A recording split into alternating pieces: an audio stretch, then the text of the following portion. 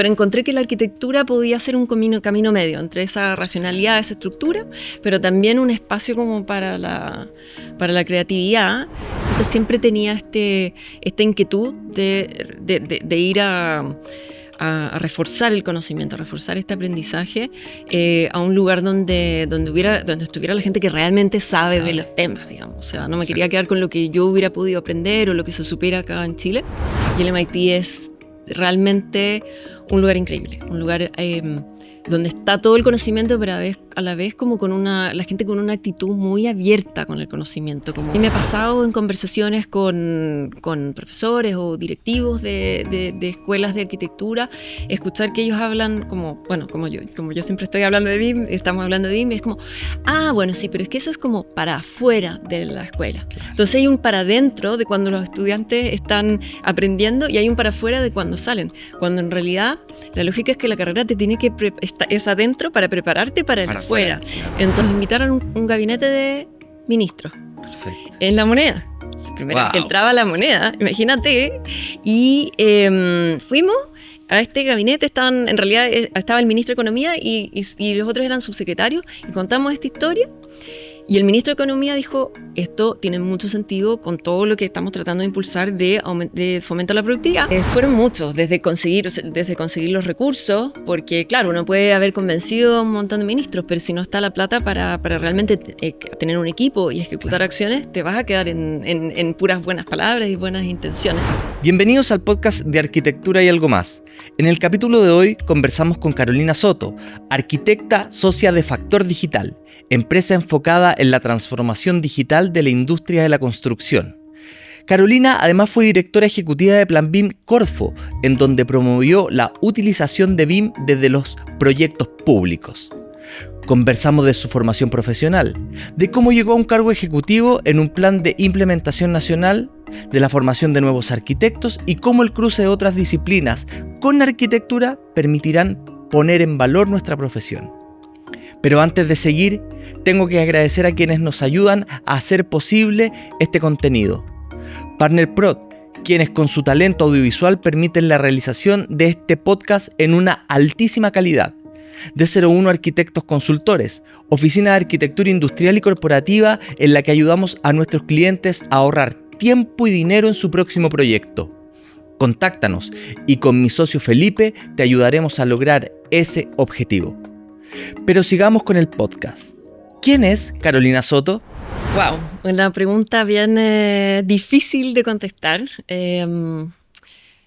Yo en general por los roles que me ha tocado trabajar hasta ahora, me toca harto hablar en público, contestar preguntas, entrevistas y todo, pero nunca están referidas a mí las preguntas. Estoy acostumbrada a hablar, pero no sobre lo técnico, claro, sobre lo que hago, sobre el trabajo, pero no sobre mí. Así que gracias por la invitación a esta entrevista, a este podcast, y también gracias quizás por la oportunidad de hacer una reflexión respecto de quién soy, pero no es fácil, me imagino que para nadie es fácil contestar quién es en un tiempo acotado. A ver, yo soy una persona súper estructurada mentalmente, eso me viene desde familia. Toda mi familia en general viene del mundo como de la racionalidad y la ciencia. Mi papá es cirujano, mi hermana y mi hermano mayores son ingenieros civiles de la Católica, y eso es algo como que viene de la estructura familiar, de una lógica de ser muy racional, de cuando se van a tomar decisiones, evaluar los pros y los contras, tener un espíritu crítico respecto de las cosas, y por lo tanto eso yo lo tengo como súper, yo creo, enraizado. O sea, la Carolina Soto, así para hablar en tercera persona, hablando en tercera persona, es una persona muy estructurada por una parte, pero a la vez también con un lado como o no sé si lo dije como un contrapunto, pero en realidad quizás no es un contrapunto, con un lado como muy inquieto intelectualmente, en el sentido de que hay que estar siempre entendiendo cómo funcionan las cosas por detrás, viendo cómo poder agregar valor a las cosas que hago en general. Eso es algo como que viene bien enraizado en mi familia desde chica. Esa como inquietud de estar siempre buscando, mirando, tratando de aprender de las cosas. Como un ejemplo de eso, cortito, es que para dar a entender, digamos, que esto es algo que viene de muy, muy adentro y de muy chica. Cuando yo era chica, cuando yo estaba en el jardín infantil, ¿ya? Mi mamá me enseñó a leer y a escribir. Y cuando llegué a postular al colegio, mi mamá dijo, y tenía que entrar a prekinder, mi mamá dijo, ¿cómo va a entrar a prekinder si sabe leer y escribir? Y en el colegio le dijeron, no, porque tiene cierta edad y claro, toca que entre a prekinder. Ya, bueno, dijo mi mamá, ok, listo, dejémosla aquí. Y pasó una semana y llamaron a mi mamá al colegio. Mi mamá dijo, ¿qué hizo esta niñita? Se supone que se porta bien y resulta que parece que dejó una embarrada. Y la llamaron y le dijeron, ¿sabe qué? La vamos a pasar de curso porque se sienta y le lee cuentos a los compañeros. Entonces no puede estar aquí. Pero mira. Así que me cambiaron de curso. Pero cuenta esta historia más que para respecto de eso específicamente, es que muchos años después mi mamá confesó la verdad. Porque yo pensaba que ella se había inspirado un día y me había decidido enseñar a leer, pero la verdad es que me dijo, no, lo que pasa es que yo cada vez que me sentaba a leer el diario, tú te ponías al lado y me preguntabas, ¿y qué dice? ¿Y qué dice? ¿Y qué dice? Y mi mamá dijo, no, si esta niñita tiene intenciones de entender todo lo que ve y los libros que dicen, bueno, que se haga cargo, digamos. Entonces decidió darme las herramientas para que yo pudiera investigar sola, leer sola, qué sé yo. Así que viene bien de dentro esta lógica. Así que mira qué sí. Bien. ¿Y cómo? Me imagino que con esta historia te iba bastante bien en el colegio. Sí. Sí, eras matea. Sí, matea, lo confieso.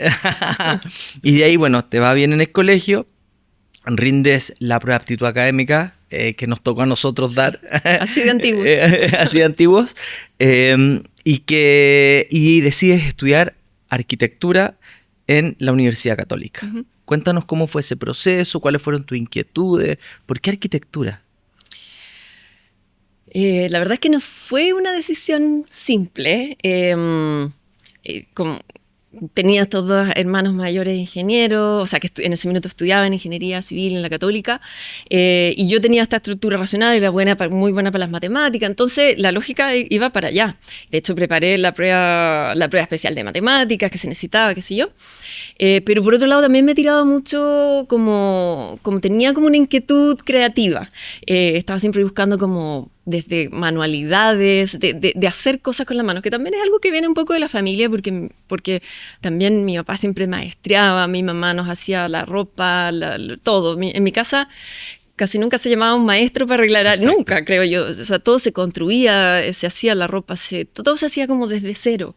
Entonces yo creo que tenía esta cosa como racional y estructurada, pero por otro lado tenía esta cosa creativa. Entonces en un minuto, cuando ya tocaba como decidir, había presión familiar para ir a la ingeniería, pero yo quería como otra cosa. Yo quería algo que me permitiera igual tener este espacio como creativo. Pero no estaba claro, no estaba claro. Si piensas que di la prueba especial de matemáticas, me fue súper bien, tenía el puntaje para entrar a ingeniería en la Católica, y era como, no, si es que esto no es, yo siento que este no es mi camino, y al final, claro, no me fui tampoco a arte o algo así tan artístico, pero encontré que la arquitectura podía ser un camino medio entre esa racionalidad, esa estructura, pero también un espacio como para la creatividad y bueno, y ha sido un camino interesante, aunque hoy día no me dedica a eso, pero directamente a lo que uno piensa cuando se imagina a los arquitectos, cuando uno le dice a alguien soy arquitecto,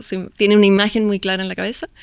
Dibujando plano, haciendo casa. Exactamente, claro. Con el casco ahí en la obra. Claro. Pero claramente es una carrera que me dio muchas bases y muchas herramientas que me han sido muy, muy útiles en el transcurso de la vida profesional. Sí, lo hemos hablado con otros invitados, y es que finalmente estudiar arquitectura o estudiar cualquier carrera no se trata solo de aprender un oficio, se trata de aprender un modo de pensar.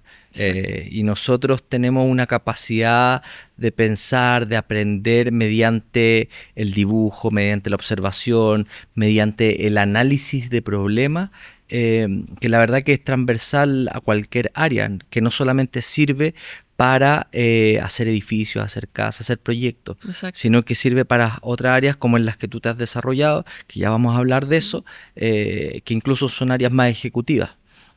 Oye, Carolina, cuéntame, ¿y en la universidad fuiste matea también? Aquí es donde digo corten, okay, porque al principio tuve unos momentos más oscuros quizás, y no me fue al principio me costó un poco encontrar el camino, encontrar la lógica, quizás venía todavía con esta estructura. Tan lógica. Sí, tan lógica. Y en los primeros años tan abstracto. Taller 1, todo subjetivo. Claro. Entonces, la verdad es que los 2 primeros años yo creo que fueron un poco más difíciles, pero después encontré el camino, encontré lo que me gustaba hacer y me empezó a ir bien. Pero no voy a decirte que fui la mejor alumna, no, pero me fue bien al final. Bueno. Así que sí, pero tuvo sus momentos complejos. Pero fue una muy buena experiencia. ¿Y trabajaste en una oficina de arquitectura, haciendo arquitectura tradicional en algún momento? Tuve una oficina de arquitectura. ¿Tuviste? Incluso, sí. Tuve una oficina con una socia, que es Carolina Ile, que hoy día ella es profesora en el sur. Y tuvimos una oficina, nos dedicábamos a, como las dos nos llamábamos, Carolina se llamaba C2, arquitectos, muy creativos. Y nos dedicábamos a hacer remodelaciones de casas, de restaurantes, de oficinas, ese tipo de cosas. Pero rápidamente me di cuenta que no iba por ahí lo que yo quería hacer, que sentía que si bien podía aportar ahí, no podía aportar tanto, quizás habían otros que podían aportar mucho más en eso, y mi corazón no estaba puesto en eso, estaba más bien puesto en los temas de la tecnología. Interesante. Cuando estudié se trabajaba con lápiz, o sea, con Rapidograph, en tablero, con regla T, con paralela. Claro. Y solo hacia el final de la carrera me tocó como aprender, claro, un poco usando CAD. Igual había tecnología, pero también, bueno, mi universidad en particular, mi escuela, en ese minuto no era muy proclive a la tecnología, más bien preferían que los alumnos no desarrollaran sus proyectos en computador, en AutoCAD, pero de todas maneras me fui metiendo y fui descubriendo como las tecnologías, y me abrieron un mundo que fue, bueno, el camino que terminé tomando finalmente. Ahí tuviste tu primer acercamiento hacia las tecnologías que te empezaron a llamar la atención. Exactamente. Me imagino que está relacionado y un poco la pregunta que te voy a hacer a continuación. La gente siempre se imagina al arquitecto haciendo planos, haciendo proyectos, lo que dijimos recién, en la construcción con el casco blanco y todo. Y perdón, pero también te forman un poco para eso. En las escuelas te forman para eso, para aprender a hacer proyectos. Y en base a eso, ¿por qué una arquitecta como tú, decide, y lo voy a leer, perdón, porque decide obtener un Master of Science in Design and Computation, ¿está bien? Sí. En el MIT. Algo totalmente tecnológico. Sí, totalmente tecnológico. A ver, es que tenía este mundo de la tecnología que me tiraba desde cuando yo me titulé. Bueno, hice mi título en ArchiCAD en ese minuto. Perfecto. En ese minuto estoy hablando, no sé si quiero decir el año que era, porque ahí se nota lo viejo que uno, pero bueno, era así, no sé, lo voy a tener que decir, porque es importante, digamos, era el 2000, a ver, yo me titulé el 2004 de arquitectura y hice el último taller y mi proyecto de título en ArchiCAD, pero en ese minuto yo no sabía que eso era BIM. Para mí era un software que yo había aprendido y que me permitía hacer modelos 3D y extraer los planos, pero aquí no se hablaba de BIM. Entonces ahí me acerqué a la tecnología y vi como el potencial, y después, bueno, saliendo muy poco después, un par de meses después, tomé un diplomado de animación digital que estaba más bien orientado como a hacer videojuegos, a modelar Ok. como personajes en 3D Max, etc. Y claro, y fui ampliando y diciendo, oye, este es un mundo gigante que me interesa, que esto realmente sí me apasiona. El cruce de estos temas con la arquitectura y con lo proyectual. Y ahí, muy fortuitamente, llegué al BIM también, porque cuando tomé este diplomado, ¿Ya? en donde estaba haciendo el diplomado, esto era fines del 2004, principios del 2005. Era una empresa que vendía software. Y les había llegado de las primeras cajas de Revit que había llegado a Chile. Estoy hablando de Revit 6.0 o 6.1, yo creo que era 6.0. Y me vieron que yo era como buena alumna en este diplomado y me dijeron, oye, un día me llamaron y me dijeron, nos llegó esta caja de este software y lo vamos a incorporar en nuestra línea de trabajo y sabemos que tú eres arquitecto y que te gusta este tema, ¿te interesa como llevártelo a tu casa y estudiarlo y aprender y después volver? Te damos un par de meses, no sé, tú nos dices y tú vuelves y nos cuentas y vemos si podemos hacer algo. Y yo me fui, maravilloso, imagínate. Me fui con esta caja de CDs a mi casa a ver tutoriales en internet que yo no sé de qué edad son las personas que ven este podcast, pero en 2004 en internet había muy poca información, todo era mucho más arcaico, sí, pero había igual información. Y viendo tutoriales, bajando cosas de internet, en mi casa y estudiando, aprendí así Revit. De hecho, perdón, pero creo que YouTube, que hoy día es el banco de información más grande que existe en la red, creo que todavía no estaba en la red. Puede ser que no haya sido. Yo estoy tratando de hacer memoria en mi caso y creo que el 2004 no está en mi registro todavía. Puede ser, no lo teníamos. No, eso no me acuerdo bien. Porque hoy día los jóvenes, tutorial, YouTube, todo tutorial lo tiene. Tutorial para cortar papas, tutorial para cualquier cosa, pero claro, en ese minuto no. Entonces yo llegué de esa manera al BIM, digamos, y ahí descubrí que, claro, y que este otro software que yo usaba, que era ArchiCAD, era BIM, y que tenía todo este potencial, y que no era solo la forma, que era la información, que era la parametrización, que eran temas que aquí no se hablaban, digamos, en 2005. Entonces sí fue entrando muy autodidactamente. Y entre medio, bueno, tenía esta oficina de arquitectura, usaba Revit para los proyectos, pero era algo como que había que convencer a la gente, no era algo que fuera muy común. Y así de a poco fui metiéndome en el mundo del BIM.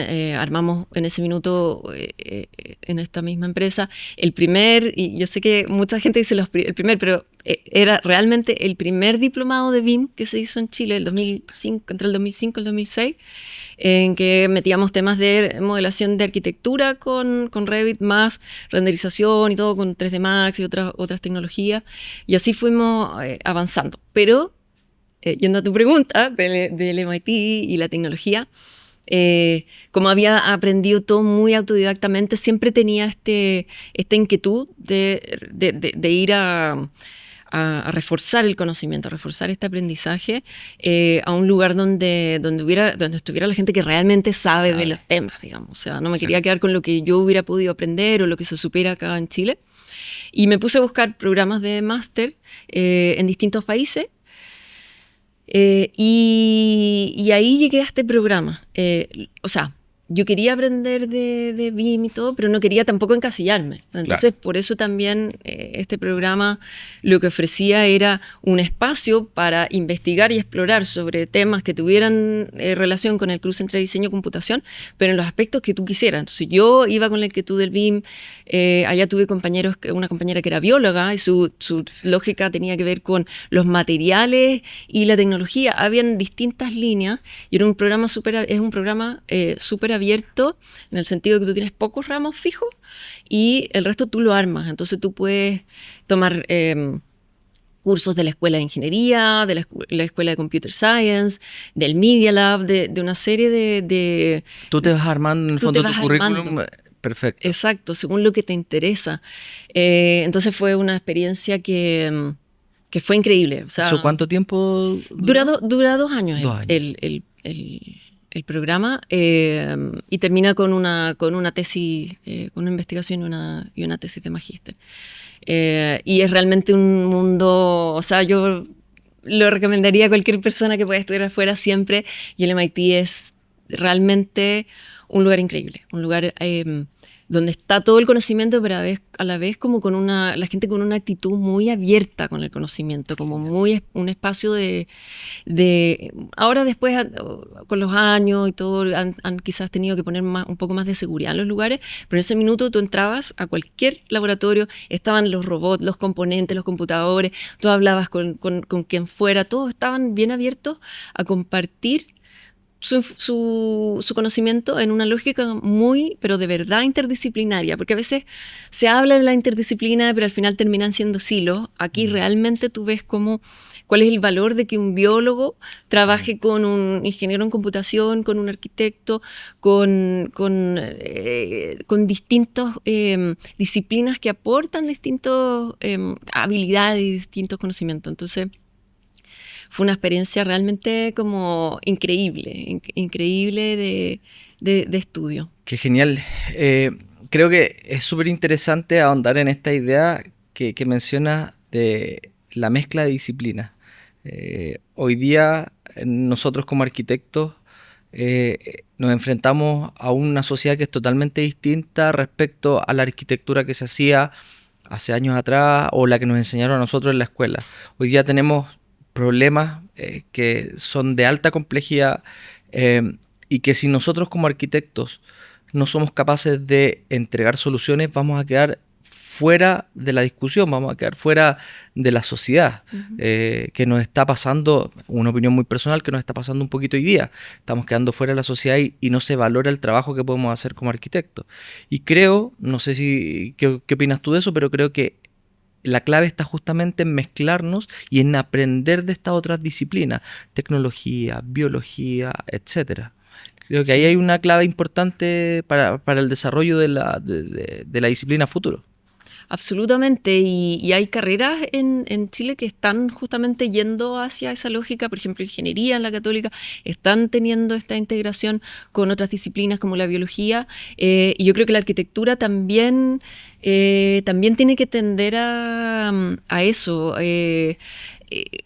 A mí me ha pasado en conversaciones con profesores o directivos de escuelas de arquitectura, escuchar que ellos hablan como yo siempre estoy hablando de BIM, estamos hablando de BIM, y es como, bueno, sí, pero es que eso es como para afuera de la escuela. Claro. Entonces hay un para adentro de cuando los estudiantes están aprendiendo y hay un para afuera de cuando salen, cuando en realidad la lógica es que la carrera te tiene que es adentro para prepararte para el afuera. Claro. Entonces, yo creo que sí, que la arquitectura tiene que tender a abrirse más, a incorporar estos otros caminos, porque es claramente cuando uno habla con distintos arquitectos, a ti que te toca, que has entrevistado ya varios arquitectos, ves que los caminos que toman son súper distintos. Entonces, entregar herramientas para esos distintos caminos, no para una sola manera de ser arquitecto, y entregar las herramientas como reales, metodológicas, las habilidades blandas, todo lo que se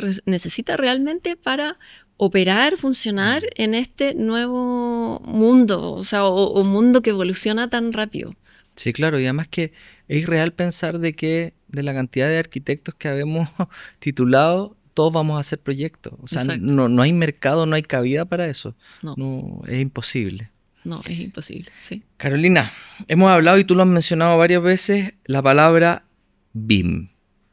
Por favor, expliquémosle a la gente que nos está viendo, que no es arquitecto y que no sabe qué es lo que es BIM. Sí. BIM, y aquí tú me tienes que decir si se entiende o no, porque a mí me toca explicar esto muchas veces. Entonces, para mí, yo lo digo y es como, es lógico, es obvio, pero entiendo que para alguien que quizás lo escucha por primera vez, igual puede que lo que yo diga no se entienda. Así que, primero, BIM es un acrónimo. Viene de Building Information Modeling.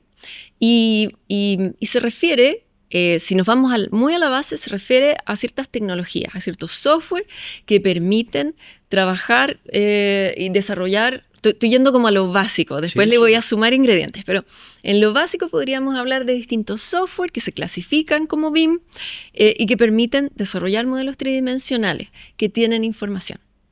Y esa información, aquí le vamos sumando ingredientes, no solo es lo tradicional que uno se imagina como de un proyecto que puede ser los materiales, la forma, la altura, la forma de la planta, la ubicación en el terreno, cosas así, Claro. sino que también son otros datos, como por ejemplo pueden ser la resistencia al fuego que tienen los materiales, los proveedores de componentes, la fecha en que se va a construir, incluso información que tiene que ver ya no cuando se está diseñando, construyendo, sino que en la operación, como por ejemplo las garantías que tiene Exacto. un equipo que está instalado en mi proyecto. Toda esa información puede estar adentro de estos modelos tridimensionales, o sea, que tienen data que tiene como una salida geométrica y data que no tiene una salida geométrica, pero está en parámetros contenida en esos modelos. Y además, le sumo una capa más. El BIM entonces es la tecnología, son los modelos, pero también es toda la metodología para llegar a construir esa información. Porque cuando hablamos de BIM, se entiende también como la metodología de trabajo, porque estos modelos, esta información, la pueden generar los arquitectos, pero también hay parte de esa información que la generan los calculistas, los especialistas sanitarios, eléctricos, etc. Y cada uno tiene que ingresar información, gestionar información y comunicarse en un proyecto de una casa, de un edificio, de una carretera. Participan muchas personas y muchas empresas y todas tienen que aportar información, utilizar información de otros y comunicarse constantemente. Entonces, el BIM también implica una metodología de cómo se genera esa información y cómo se trabaja esa información entre todos y cómo se colabora y cómo se comunica para lograr que los proyectos se hagan de una manera más eficiente, con información más robusta que permite tomar decisiones informadas. Entonces, Perfecto. no sé si... Yo lo entendí perfecto. Espero que ustedes también. Pero un poquito complementando, claro, nosotros pasamos de dibujar a mano con tablero, después se introdujeron las tecnologías CAD, que finalmente era casi lo mismo que dibujar en el tablero, pero en un computador, en donde ocupábamos vectores o líneas, pero que esa línea no tenía ningún tipo de información. Y pasamos a esta tecnología BIM, en donde ya no trabajamos con líneas, sino que trabajamos con elementos, y elementos a los cuales les podemos introducir información. Entonces, eso en el fondo lo que acabas de explicar, y es la evolución a la que llegamos. Ahora, ¿por qué te hago esta pregunta del BIM? Porque tú tuviste la suerte de ser directora ejecutiva de Plan BIM, que es el plan que se instauró a nivel nacional para la implementación de BIM en Chile. ¿Ya? Te voy a hacer dos preguntas, pero voy a ir de a una. La primera es, ¿cómo un arquitecto llega a un cargo ejecutivo y de ese calibre? O sea, directora ejecutiva de Plan BIM a nivel nacional. Y creo que también... corrígeme si me equivoco, estuviste también participando en algo a nivel latinoamericano. Sí, sí. Cuéntame, ¿cómo un arquitecto que tiene esta formación tan técnica, artística y todo, llega a un cargo ejecutivo como el de Plan BIM? Sí. ¿Cuánto rato tenemos para esta historia? Esta historia es larga. Voy a tratar de resumirla, porque, a ver, primero no fue una decisión, no fue una decisión así como no algo diseñado. Perfecto. Es algo que fue pasando en base a las decisiones que fui tomando, a las opciones a los caminos que fui recorriendo, pero también hay algo como orgánico de las cosas que van pasando alrededor. Entonces, yo tenía esta inquietud por el BIM, me fui a estudiar, antes de irme a estudiar afuera, trabajé en una empresa que se llama Cruz y Dávila, que ellos hacen inspección técnica y ellos querían meterse al BIM, entonces me llamaron, los capacité, armamos ahí el primer equipo que ellos tuvieron de BIM, después me fui a Estados Unidos, seguí perfeccionando este tema de BIM, hice mi investigación sobre adaptación de BIM a contextos locales, como cómo nosotros como en Chile, siendo como periferia, no siendo Estados Unidos, no siendo donde se producían, por lo menos en ese minuto, los software de BIM, cómo nosotros también podíamos tener herramientas como adaptadas a las necesidades de nuestra industria, de nuestra economía, etc. Bueno, y cuando volví, fui a trabajar 2 años a Sirve, que es una empresa de ingeniería. También armé ahí el equipo BIM. Estuvimos modelando, coordinando proyectos del Estado, que ya estaba viendo BIM por ahí por el 2013. Y la verdad es que siempre estuve en el lado privado. Pero cuando cuando tú te vas a estudiar a Estados Unidos, cuando postulas a las universidades, tienes que hacer un ensayo. Y mi ensayo, el 2009-2010, yo lo hice diciendo que yo quería ir a estudiar y aprender todas estas cosas porque quería volver a Chile y quería aportar en que en Chile se armara una iniciativa desde el Estado. Siguiendo la lógica de cosas que estaban pasando en otros países, porque veía que ahí había una oportunidad para hacer más eficientes los proyectos públicos, etc. Pero la verdad es que ese ensayo lo hice sin tener realmente como ninguna conexión con el Estado. No es que yo no había trabajado nunca en el Estado, no conocía a nadie, creo que trabajara en el Estado. Y por lo tanto seguí en la lógica que tenía de trabajar en el sector privado. Pero se dio la coyuntura, digamos, que en ese minuto, el 2014, Corfo empezó a hacer una serie de programas estratégicos de productividad orientados a industrias específicas. Había, por ejemplo, en ese minuto uno de la madera, uno sobre el turismo, no recuerdo cuántos eran, pero en varios, y había uno de construcción, y había uno también de temas de energía solar. Y en ese minuto, 2014, y aquí voy a hablar de alguien que es muy importante en la existencia del Plan BIM, llegó una persona que se llama Juan Rada, que es un señor chileno, pero que vivió y vive hoy día afuera, todavía en Suiza, y él empezó a asesorar a Corfo sobre todo en los temas de energía solar, pero también en algunos otros temas. Y él fue mucho tiempo vicepresidente de Oracle, una persona muy inteligente y muy capaz y esa gente que realmente brillante. Y él empezó a asesorar a Corfo, pero en estos otros temas, pero él había visto el tema del BIM afuera, en los países que le había tocado estar, y había visto esto también del Estado. Y él dijo, a mí me llamaron, yo estoy asesorando en temas solares, pero yo creo que el Estado de Chile debiera tomar este tema del BIM. Pero él no es una persona técnica, no es una persona él es una persona estratégica. Claro. Entonces él viajaba a Chile constantemente y en estos viajes fue por distintos caminos contactando a distinta gente del BIM, que el BIM es un mundo chico y en el 2013 era más aún. 13, 14 era más chico. Y en esta vuelta yo sé que habló con varias personas como conocidas del mundo del BIM y en un minuto llegó a mí. Y no sé si me llamó, me mandó un mail, qué sé yo, soy Juan Rada, bla, bla, bla, bla, bla, y sé que tú estás en este tema, ¿por qué no nos juntamos a tomar un café? Y nos juntamos y hicimos match, o sea, un clic al tiro. Él traía toda esta visión como estratégica, estaba trabajando en el Estado, tenía conexión, digamos, con las personas del Estado, claro. Y yo no, pero yo tenía el conocimiento técnico. Buenísimo. Entonces, él me invitó, me dijo, mira, yo quiero convencer al Estado de que esto hay que hacerlo, y no hay ninguna certeza de que esto vaya a pasar. No es que Corfo le haya encargado, no, era como, yo quiero que convenzamos al Estado de que haga esto porque esto le va a traer beneficios a la construcción pública en Chile y a la industria en general. Claro. Y me invitó a armar esto y yo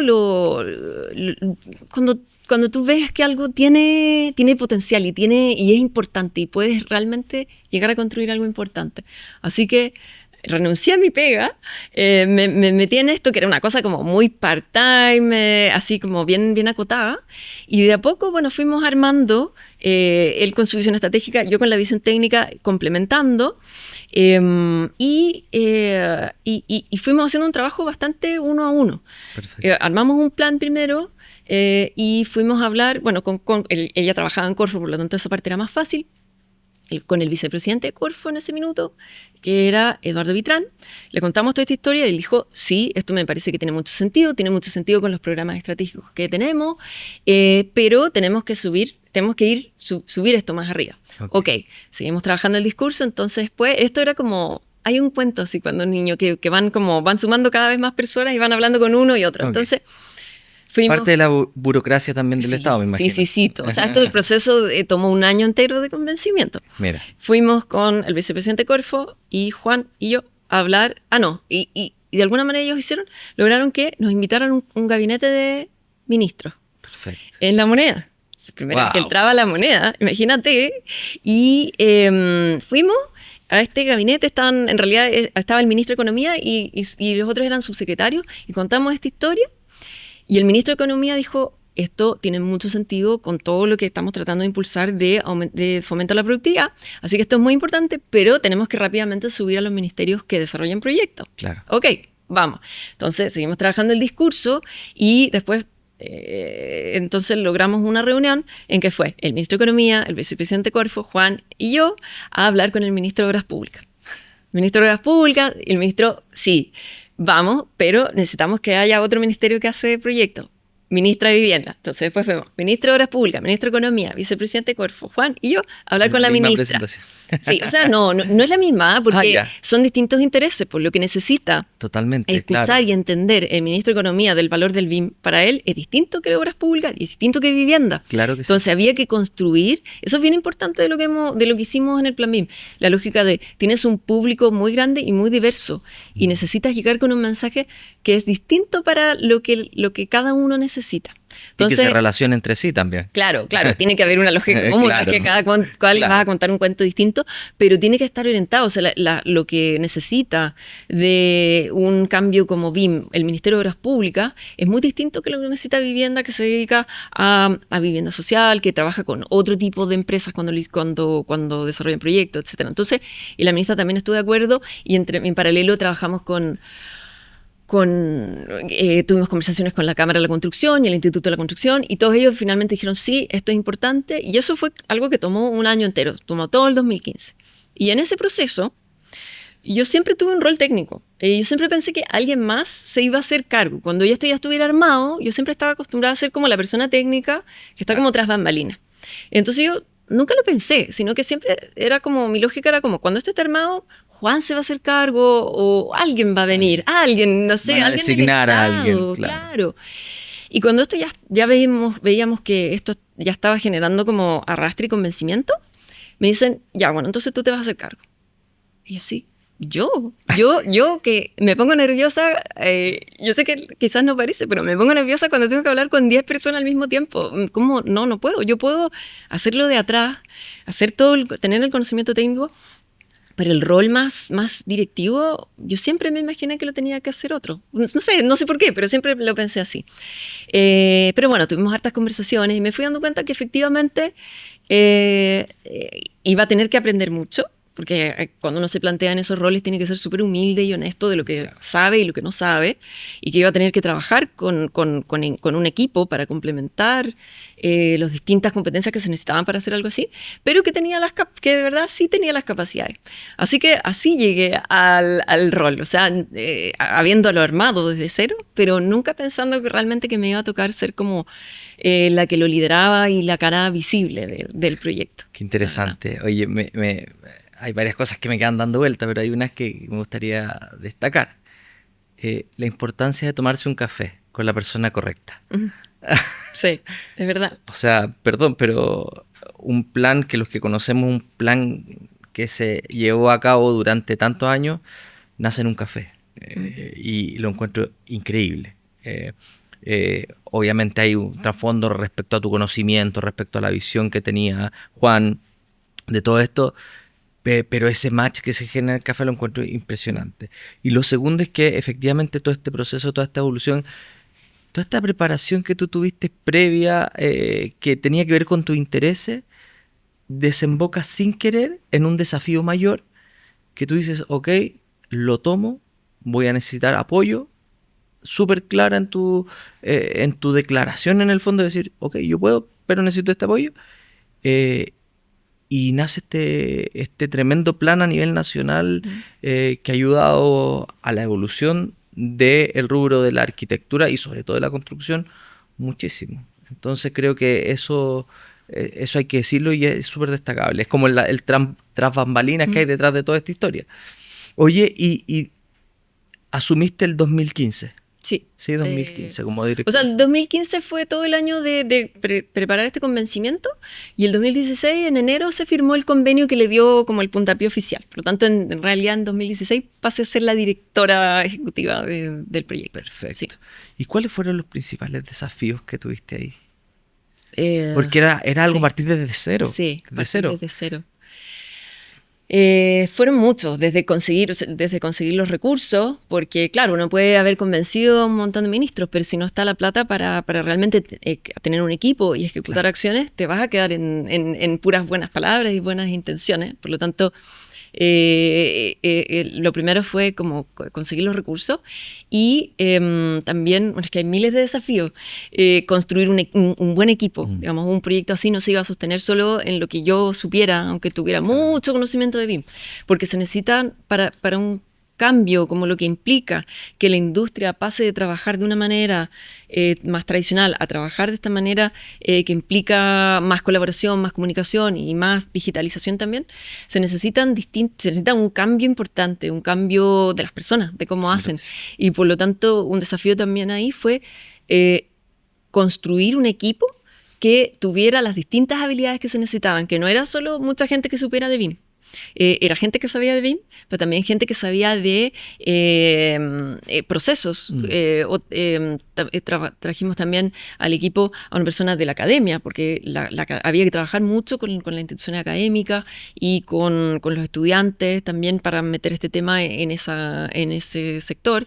También trajimos después, más adelante, a alguien que comunicara, entender como el balance que se necesita para construir un proceso así. Era un equipo técnico muy capaz, pero al mismo tiempo estratégico. Exactamente. Tenía que ser muy estratégico esto. Exactamente. Eso fue un desafío que yo creo que tuvimos un muy buen equipo, que fue fluctuando. A veces teníamos como un equipo base y después si había más proyectos traíamos un poco más de gente, pero tuvimos un equipo que, claro, que estuvo como entre los 5 y cuando lo más grande creo que llegamos a ser 10 en algún minuto personas en el equipo que venían de distintas áreas, arquitectos, ingenieros, periodistas, de todo. Y también en una lógica igual de todos hacen de todo. Eso también yo creo que fue un desafío un desafío que por suerte salió fácil, digamos, que era entender que teníamos que hacer muchas cosas. Teníamos que hablar con mucha gente, teníamos que construir documentos, que teníamos que hacer charlas, teníamos que levantar procesos, teníamos que hacer cosas muy distintas con distintas organizaciones y por lo tanto teníamos que todos estar dispuestos a hacer de todo, digamos, claro. Desde hacer el café para la reunión hasta estar dando la charla, todos los procesos, montar el pendón, ir a buscar lo que se hubiera a la imprenta, lo que hubiera que hacer, porque no podíamos, no era un equipo como de gerentes, era un equipo de gente con manos en la masa y todos estábamos en eso súper comprometidos. Yo creo que tuve un equipo muy comprometido al plan BIM del que yo estoy muy, muy agradecida. Mira, qué bien. Yo, viéndolo desde afuera, yo viví la otra etapa en una oficina de arquitectura y empieza a surgir esta información de plan BIM. Uno ya tenía ciertas nociones, la universidad, claro, uno trabajó con ArchiCAD, conocía de que existía un software que se llama Revit, por ahí, pero empieza a llegar toda esta información que uno al principio creía que era el uso de un software. Creo que tú lo sabes mejor que yo, o sea, uno asociaba a BIM al ocupar un software determinado. Pero con el tiempo, que después, bueno, te comentaba fuera de la grabación del podcast, que en la oficina nos hemos estado dedicando a eso, tú empiezas a entender de que BIM es mucho más que eso. O sea, es una manipulación de datos, una metodología de trabajo, etc. Y eso requiere un cambio cultural. Sí. ¿Cómo fue enfrentar la cultura de las oficinas de arquitectura y de la construcción respecto a este cambio de paradigma que se estaba planteando? Sí. Sí, no fue fácil, porque a veces es mejor tratar de partir de algo en donde no hay nada, que donde hay como a veces ideas equivocadas o ideas complejas, confusas respecto de los temas. Entonces, efectivamente, cuando nosotros partimos en 2015, el BIM era una tecnología, el BIM era un software y el BIM era los modelos 3D que se usaban para hacer choque de interferencias entre las cañería de los proyectos. Y eso estaba súper instalado. Estaba súper instalado sobre todo por proyectos públicos que se estaban haciendo con coordinación BIM, que se había pedido coordinación BIM. Y por lo tanto eso generaba también una idea, dado que estamos aquí en el contexto de los arquitectos y la arquitectura, sí, claro, generaba también mucha resistencia desde los arquitectos. Porque si tú piensas que BIM es solo una herramienta para modelar en 3D, por lo menos en ese minuto, sobre todo en el estado que estaban las herramientas, tienes herramientas mucho mejores, quizás. O en ese minuto, no quiero decir ahora, igual se han ido perfeccionando las herramientas y tienen muchas más funcionalidades de modelación, qué sé yo. Pero en ese minuto, claro, si tú dices, voy a trabajar, no quiero decir ninguna marca, pero sí, voy a trabajar con esta marca de software, de BIM, para hacer un modelo 3D, no, mejor ahí. Andate 3D Max, a Rhino, claro, etc. Entonces, claro, nos tocó hacer esa construcción del discurso para que se fuera entendiendo que esto era más que el 3D, claro, y que está toda la información detrás y que está toda la metodología de trabajo. Y eso nos ha ayudado a vencer la resistencia y a cambiar un poco el discurso, pero también es importante tener claro que hoy día muchas veces no en todos lados, pero a veces uno tiene conversaciones en las cuales las palabras han cambiado, pero el entendimiento cuando tú empiezas como a escarbar sigue siendo al final que es un modelo 3D para hacer coordinación e interferencia. También entender que implementar BIM no es solo comprar un software y mandar a la gente a hacer un curso. Claro. Yo creo que eso ha sido como un gran desafío que yo creo que también de a poco se ha logrado, que se entienda que esto es una transformación digital que implica una gestión del cambio, sobre todo orientada a trabajar con las personas, ayudar a las personas de los equipos a entender que esto les puede traer beneficios, no solo al proyecto, no solo a la empresa o a la organización, sino que también a ellos como personas, y que actúen a favor de este cambio y no se convierta como en un obstáculo, porque es lógico, las personas... todos queremos hacer las cosas como ya las sabemos hacer. Sí, claro. El cambio no es, en general, para los humanos no es fácil. Entonces, ha sido un desafío como que se vaya entendiendo que tiene que ver que cuando vas a implementar BIM tienes que tener claro para qué, tienes que tener una estrategia, una especie de plan, hoja de ruta con metas, para ir realmente avanzando ordenadamente y no, oye, compré un software, lo usé para un proyecto, no me sirvió, entonces no lo boto. Entonces, eso también es un desafío, fue un desafío y lo sigue siendo para el BIM, claro, creo yo. Sí. Claro. Bueno, lamentablemente Plan BIM terminó el 2020. 23, perdón, sí. 2023. Pero hubo una cierta cantidad de años importante en donde se logró cierta adopción de la metodología. Y en ese sentido, ¿cómo crees tú o cómo evalúas tú lo que hizo Plan BIM y cómo crees tú que va a seguir la adopción de BIM hacia futuro, sin el plan? Bueno, le voy a poner si le tengo que poner nota, le voy a poner un 7, como la autoevaluación del colegio. Pero más allá de eso, más allá de la broma, yo creo que efectivamente en el plan BIM se lograron muchas cosas. O sea, yo creo que este cambio de lógica que hablábamos recién, de pasar de entender solo como una tecnología a entender la complejidad de que es una metodología, de que hay que trabajar con información, eso es sin duda como un logro. Yo creo que también el poner a Chile en un contexto como referente a nivel internacional en temas de BIM, eso también es un logro, no solo del Plan BIM, también hay una serie de otras organizaciones trabajando para impulsar el BIM en Chile. No le quiero dar todo el crédito a lo que hicimos nosotros, pero sin duda el Plan BIM tuvo un rol importante en que hoy día hacia afuera se vea lo que ha hecho Chile como un referente a seguir. En ese sentido, yo diría que el mayor logro es haber hecho el estándar BIM para proyectos públicos, que se publicó el 2019, que está basado en las ISO y en otras normas internacionales, y que efectivamente es un documento que desde afuera, en otros países de Latinoamérica, se consulta mucho. Bien. Y se ha usado mucho. Entonces, elevar como el nivel del BIM del país a eso, a que sea algo que otros miran, creo que es un gran logro.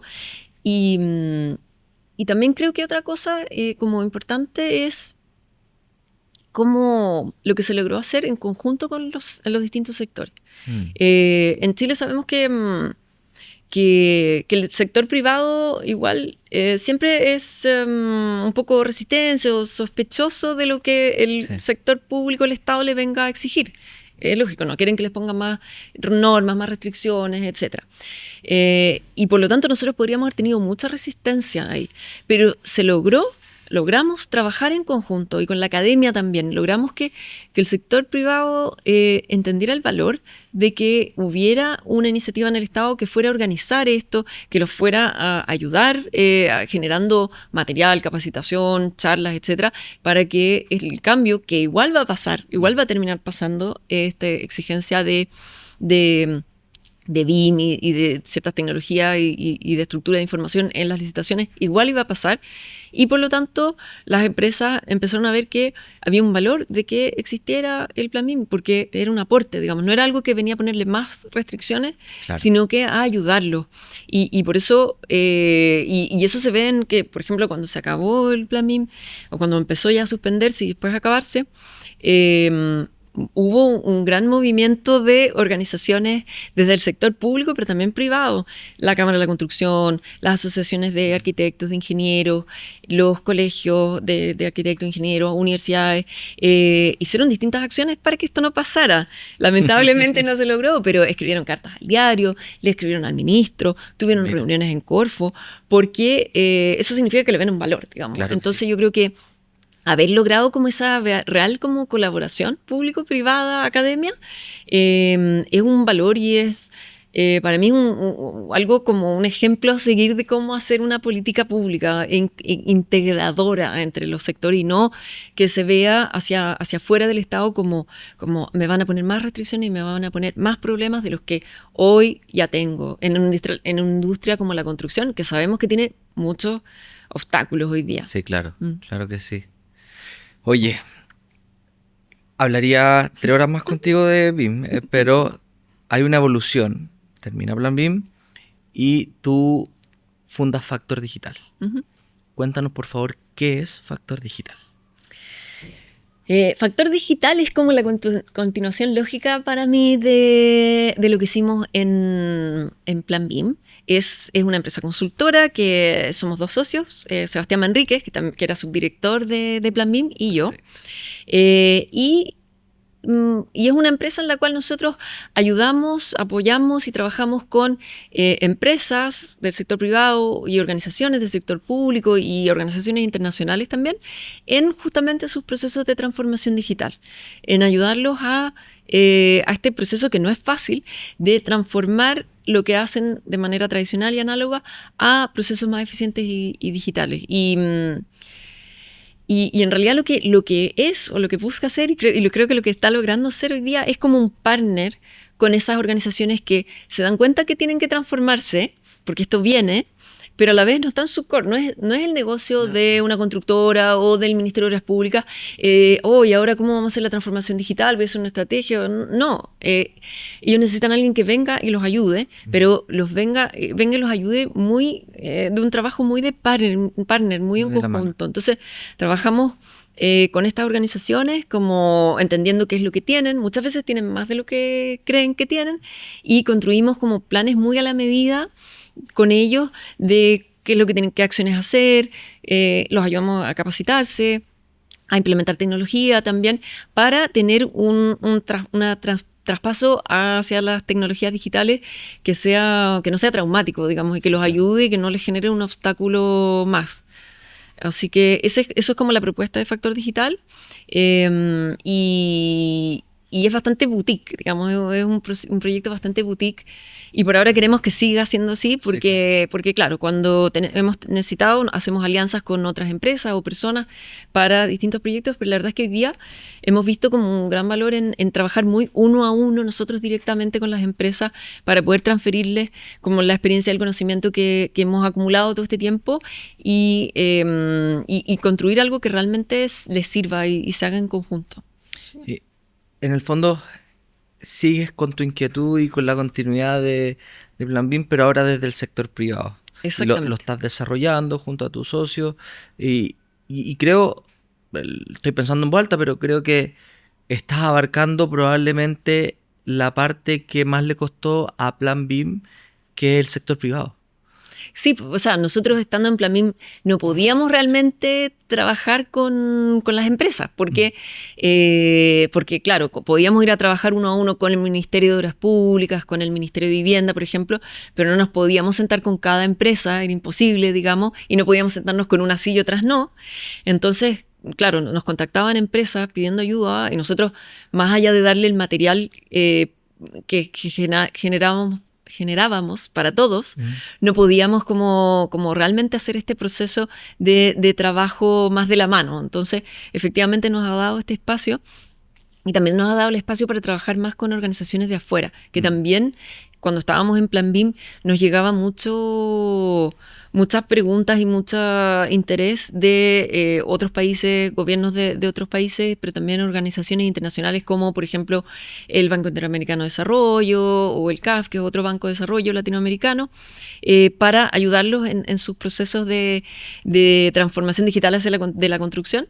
Y no podíamos, no estaban tan en la lógica de lo que podíamos hacer, pero hoy día sí. Entonces, claro, eso ha sido bonito de Factor Digital, de poder trabajar con estas organizaciones y también seguir trabajando con el mundo público. O sea, el año pasado el MOP licitó, el MOP, nosotros como Plan BIM trabajamos con ellos el 2017 y 18, y después ellos tuvieron cambio de autoridad, qué sé yo, y dejaron un poco de lado la implementación de BIM, lo siguieron pidiendo, pero de una manera mucho más dependiente de que los equipos en particular lo incorporaran.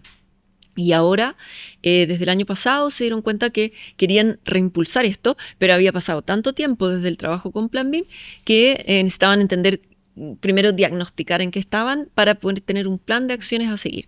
Y claro, hicieron una licitación abierta para hacer este plan, y nosotros como Factor nos ganamos esa licitación, así que igual el año pasado estuvimos trabajando con el MOP en un plan que les entregamos en diciembre, y estamos súper ansiosos de que ya lo implementen para revitalizar lo que se está haciendo desde el Estado y en especial desde el MOP respecto de BIM. Así que sí, ha sido una bonita experiencia, un bonito lugar para poder trabajar con empresas y organizaciones que quizás antes no podíamos. Genial. Sí. Mira, a mí me ha tocado la suerte de diseñar y construir, cosa que en arquitectura no es muy común. Muchas veces se diseña pero no se construye. Y siempre me he preguntado, nosotros empezamos a adoptar la metodología, hacíamos los procesos, pero llegaba el momento de ir a obra y finalmente teníamos que entregar todo de la manera tradicional, impreso.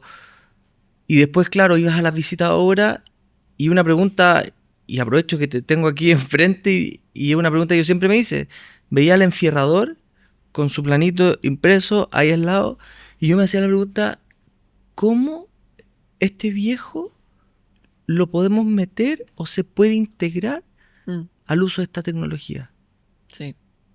Creo que ahí hay un desafío, pero tremendo, porque, claro, esto empieza, pero el proceso completo, esa persona está incluida. Sí. ¿Qué opinas tú de eso? ¿Cuál crees tú que son los desafíos que vienen hacia adelante con esta implementación de BIM? Sobre todo, insisto, yo creo que en arquitectura, en diseño, está medianamente adoptada, pero en el mundo de la construcción falta mucho. Son solo las constructoras muy, muy grandes que tienen un proceso de coordinación, de equipos BIM, pero hacia abajo también sigue habiendo una falencia. Sí, o sea, lo que tú comentas es un gran como desafío que tiene el BIM en su incorporación en el proceso completo del ciclo de vida de un proyecto, porque efectivamente pasa mucho en Chile que hay proyectos que se diseñan en BIM y se hace la coordinación en las etapas de diseño, pero después al llegar a obra, como tú dices, se construye con papel finalmente y se pierde mucho del conocimiento y la información que se generó en las etapas anteriores. Exacto. Y al final todo eso anterior se hizo para llegar a ese minuto de con mejor información, más coordinada, más consistente, etc. Entonces, ese es un desafío importante que bueno, cuando estábamos en Plan BIM vimos distintos caminos, desde hacer capacitaciones para obreros, una serie de cosas que no pudieron quizás tanto avanzar. Y hoy día tiene mucho que ver con... Hoy día hay muchas más herramientas para bajar esa información a obra que lo que había quizás hace 5 años. Muchas herramientas mucho más simples y más baratas, digamos, desde con un tablet, con un teléfono, claro, con realidad virtual, poder visualizar en obra lo construido versus lo que está planificado. Y ahí hay hartas cosas que se pueden hacer. Nosotros hoy día, dentro de Factor Digital, estamos trabajando con una constructora justamente con EPCO para ayudarles en sus procesos de implementación y uno es, o sea, y la lógica es cómo todo este conocimiento y toda esta información la bajamos a obra, pero es un desafío que es una deuda, digamos, en el sentido de para Chile que no se ha avanzado tanto en la bajada de esa información a la obra. Y lo otro que quería decir respecto de esto es que efectivamente eso es como una deuda o una brecha reconocida. Y, por ejemplo, la Cámara de la Construcción, que si bien tiene socios de distintos...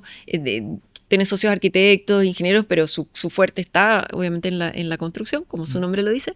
La Cámara de la Construcción hoy día también está haciendo muchas acciones, está empezando un proceso de muchas acciones que tienen que ver con BIM. Y ahí yo espero que eso ayude mucho al avance y la bajada de BIM a la obra. La Cámara de la Construcción nosotros trabajamos con ellos en construir una hoja de ruta el año pasado, el 2024, para ayudar a que el BIM se masifique al 70% de uso para el 2028. Es una meta bien ambiciosa que tienen y para eso están impulsando una serie de acciones en conjunto con otras organizaciones, del mundo público, privado y la academia, para fomentar eso. Y ahí hay bajadas que tienen que ver justamente cómo llevamos esto ahora, porque es una brecha bastante reconocida en la industria, de que efectivamente, claro, estamos avanzando mucho más en la utilización de BIM en las etapas tempranas, en las etapas de diseño y de planificación y diseño, pero después al llegar a la obra se quiebra esa línea y se pierde mucho del esfuerzo que se hizo. Entonces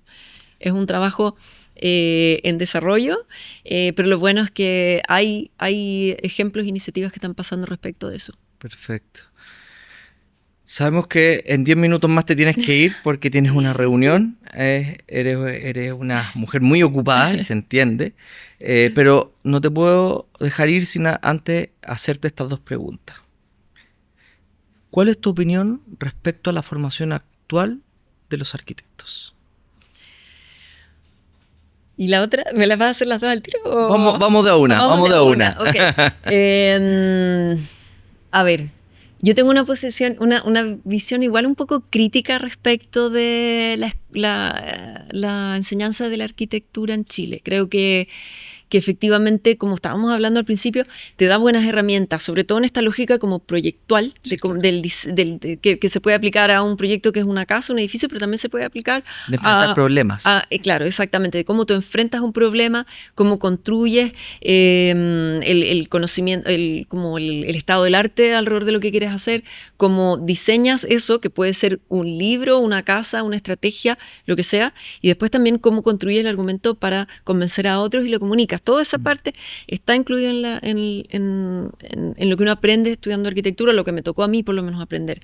Pero creo que también está todavía un poco como, no en todas las escuelas de arquitectura, pero en muchas escuelas, encasillado en esta lógica del arquitecto como que diseña casas, como en esta lógica que tiene como una sola salida. Sí. Y hay que pensar cómo es la ingeniería.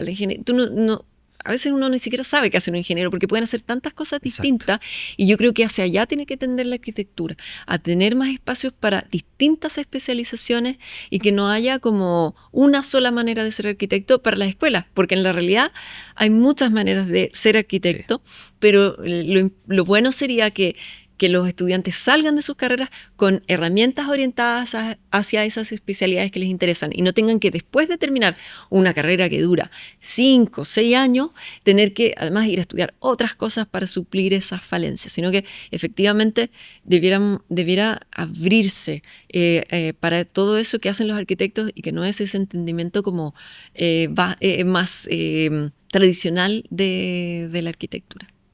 Buenísima respuesta.